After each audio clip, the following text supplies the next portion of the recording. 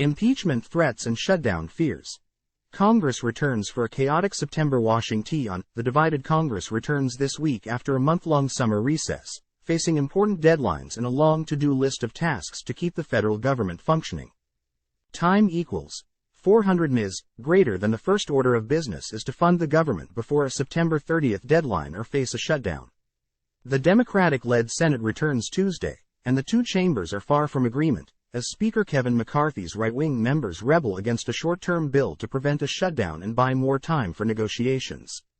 Time equals 400 Ms. Greater than to further complicate matters, it could collide with a House Republican impeachment inquiry into President Joe Biden, as a restive conservative wing of the narrow House GOP majority attempts to flex its muscle on investigations and shape the must-pass bills. Last week on Fox News, McCarthy, R. Caliph, called an impeachment inquiry a natural step forward for the Republican-controlled House and warned that a shutdown could hinder ongoing GOP investigations of Biden, his administration and his son's business dealings. If we shut down, all of government shuts down, investigation and everything else. It hurts the American public, he said. Even though House Republicans have not produced evidence of wrongdoing by Biden, Representative Marjorie Taylor Greene, R. GOP, said she won't support any funding measure until the House votes to formally begin an impeachment inquiry into the president. I've already decided. I will not vote to fund the government unless we have passed an impeachment inquiry on Joe Biden, Greene told constituents in a video she posted online.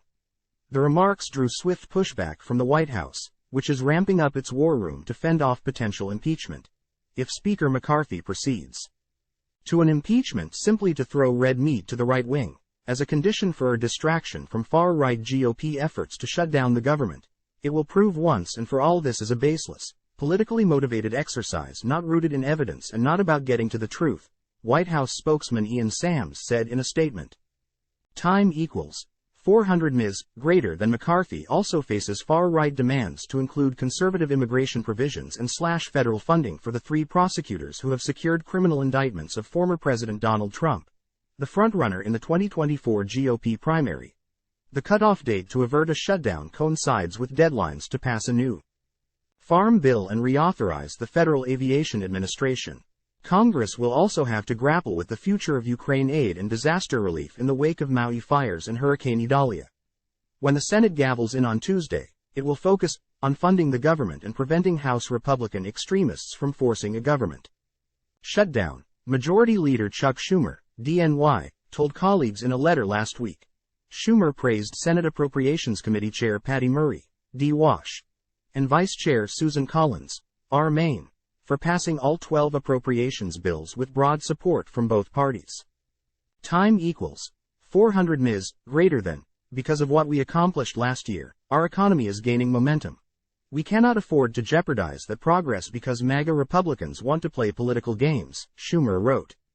The only way to avoid a shutdown is through bipartisanship, so I have urged House Republican leadership to follow the Senate's lead and pass bipartisan appropriations bills. Time equals 400 Ms. Greater than, but the House, which is back in session next week, is pursuing funding legislation without Democratic support that cuts spending below a recent budget accord, alongside a host of conservative policy provisions and items rolling back portions of Biden's agenda. One of our goals is to change Washington, McCarthy said in the Fox News interview. I don't believe we'll have enough time to pass all the appropriation bills by September 30th. So I would actually like to have a short-term CR only to make our argument stronger.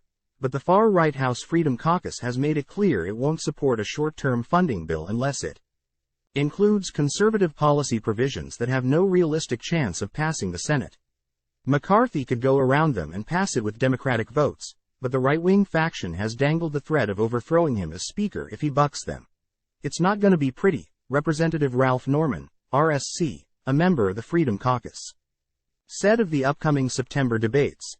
Meanwhile, Senate Minority Leader Mitch McConnell, RKY, warned last week at an event in Kentucky that the House GOP plan for government funding is dead on arrival in the upper chamber. Honestly, it's a pretty big mess, McConnell said Wednesday.